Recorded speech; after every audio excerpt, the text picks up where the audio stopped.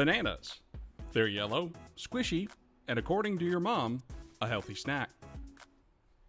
But did you know these little fruits caused decades of war, invasions, and U.S. military occupations? That's right, America once fought entire wars over fruit. Welcome to the Banana Wars. The year is 1898. America just beat Spain in the Spanish-American War. Hooray! The U.S. now has new territories like Puerto Rico, Guam, and the Philippines. And with great power comes great responsibility. Just kidding. It actually comes with corporate greed and tropical fruit companies. Meet United Fruit Company, now Chiquita. They didn't just sell bananas. Nope. They basically ran entire countries. Imagine Amazon, but instead of delivering packages, they controlled railroads, land, and even presidents. Locals even had a nickname for these nations: Banana Republics. No, not the clothing store. We're talking about countries like Honduras, Nicaragua, and Guatemala, where banana companies were the real bosses. So what happens when workers protested, governments resisted, or taxes went up? The U.S. Marines show up. Over a banana.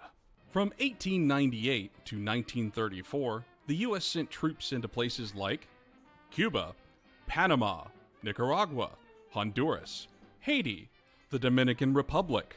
Basically, if you had bananas and beaches, Uncle Sam was interested. Hey, so why are we here again? To protect democracy, son. And bananas. Mostly bananas. Each time there was a strike, rebellion, or government that didn't play nice with U.S. companies, the Marines came in, crushed the resistance, and left behind a shiny new pro-American leader. It was basically banana monopoly, U.S. edition. One of the darkest moments came in Colombia, 1928. Workers of United Fruit went on strike for better conditions. The company called in the Colombian army, and, well, hundreds of workers were killed in what became known as the Banana Massacre. Yep, that's a real thing. Imagine telling your family you died in the Banana Massacre. Not great. At this point, bananas weren't just food.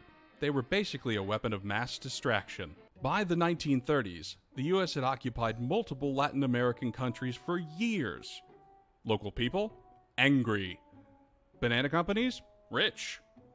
And America? Known as the neighborhood bully with a potassium deficiency. Finally, under President Franklin D. Roosevelt, the U.S. backed off with something called the Good Neighbor Policy, which basically meant, okay, fine, we'll stop invading you every Tuesday. So that's the Banana Wars. Decades of occupations, coups, and massacres, all so Americans could have cheap fruit in their cereal. Moral of the story? Never underestimate the power of bananas, because behind every smoothie, there might just be a war.